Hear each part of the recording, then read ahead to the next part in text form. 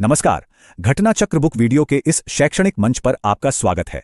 हमारा उद्देश्य है ज्ञान को सरल, स्पष्ट और सुलभ रूप में आप तक पहुंचाना।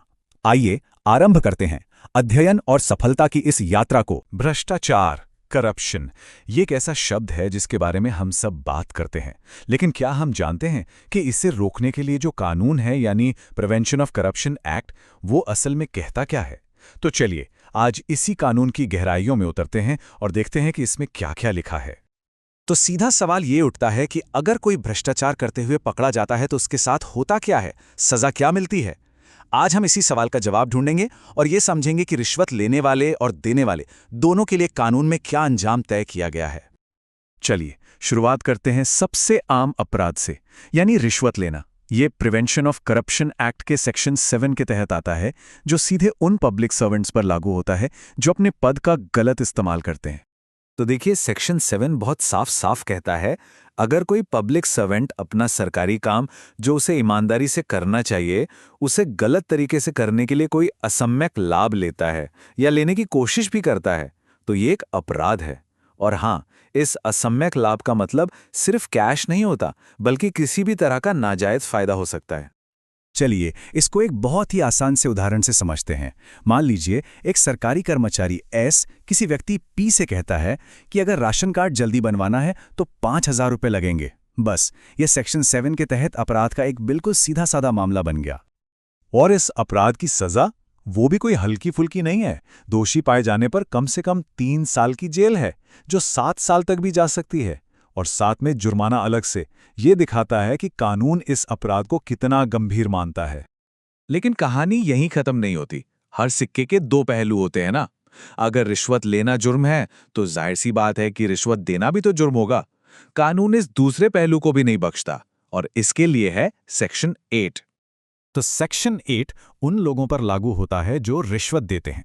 यानी अगर कोई किसी पब्लिक सर्वेंट को कोई काम गलत तरीके से करने के लिए उकसाता है या फिर काम हो जाने के बाद इनाम के तौर पर कोई फायदा पहुंचाता है, तो वो भी उतना ही बड़ा अपराधी माना जाएगा। जैसे सोचे कोई व्यक्ति पी एक अफसर एस को 10,000 रुपए देता है ताकि कोई लाइसेंस बाकियों को छोड़कर उसे ही मिल जाए। इस केस में रिश्वत देने वाला व्यक्ति पी सेक्शन 8 के तहत सीधा सीधा दोषी है। और रिश्वत देने की सजा भी कुछ कम नहीं है। इसके लिए 7 साल तक की जेल हो सकती है या जुर्माना या फिर दोनों। मतलब मैसेज एकदम क्लियर है, लेने वाला और देने वाला कानून की नज़र में दोनों बराबर के जिम्मेदार हैं। अच्छा, तो ये तो हुई आम लोगों की बात, पर बड़ी बड़ी कंपनियों का क्या? क्या ये कानून सिर्फ व्यक्तियों पर ही लागू होता है? जी नहीं, बिल्कुल नहीं। कानून में साफ लिखा है कि कमर्शियल ऑर्गेनाइजेशंस यानी कंपनियां भी इसकी पकड़ से बाहर नहीं हैं। और यहाँ जो सबसे दिलचस्प बात है वो ये है कि अगर कोई कंपनी अपना बिजनेस बढ़ाने के लिए रिश्वत देती है तो सज़ा सिर्फ कंपनी पर नहीं होती।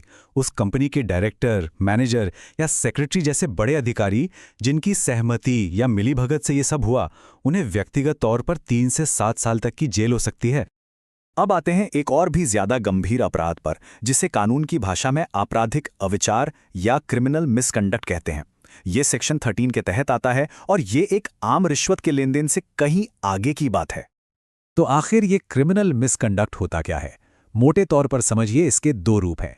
पहला, अगर कोई पब्लिक सर्वेंट उसे सौंपी गई सरकारी संपत्ति का गबन कर लेता है या किसी और को करने देता है।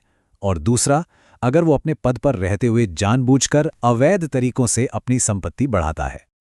और क्योंकि ये जुर्म इतना बड़ा है तो सजा भी उतनी ही तगड़ी है। दोषी पाए जाने पर कम से कम 4 साल और ज्यादा से ज्यादा 10 साल तक की जेल हो सकती है और साथ में जुर्माना भी लगाया जा सकता है। तो जुर्म और सजा तो हमने समझ ली, लेकिन इन मामलों पर कार्रवाई आगे कैसे बढ़ती है? क्या कोई भी पुलिस ऑफिसर जाकर जांच शुरू कर सकता है? नहीं, इसका एक तय प्रोसेस है। चलिए उसे भी देख लेते हैं। देखिए, इस प्रोसेस में कुछ बहुत ही खास बातें हैं। पहली तो ये कि इन मामलों की जांच डीएसपी या assistant commissioner of police rank से नीचे का अधिकारी नहीं कर सकता। और दूसरी, जांच के बाद केस चलाने के लिए सरकार से एक प्रायर सैंक्शन यानी पूर्व मंजूरी लेनी पड़ती है। अब सवाल ये है कि ये मंजूरी देता कौन है? अगर मामला केंद्र सरकार के कर्मचारी का है तो केंद्र सरकार देगी, अगर राज्य सरकार का है तो राज्य सरकार। ये नियम इसलिए बनाया गया है ताकि किसी भी पब्लिक सर्वेंट को झूठे मामलों में फंसाकर परेशान ना किया जा सके। कानून में आरोपी के अधिकारों का भी पूरा ध्यान रखा गया है। सेक्शन 21 के मुताबिक जिस व्यक्ति पर आरोप लगा है उसे अपने बचाव में खुद गवाही देने का पूरा हक है और उसे एक सक्षम गवाह माना जाता है। तो हमने देखा कि भ्रष्टाचार से लड़ने के लिए कानून में छोटे बड़े हर अपराध के लिए वाकई सख्त प्रावधान है। लेकिन असली सवाल तो ये है कि क्या सिर्फ कागज पर मौजूद एक मजबूत कानून ही इस गहरी समस्या से निपटने के लिए काफी है? ये एक बड़ा सवाल है जिस पर सोचने की जरूरत है।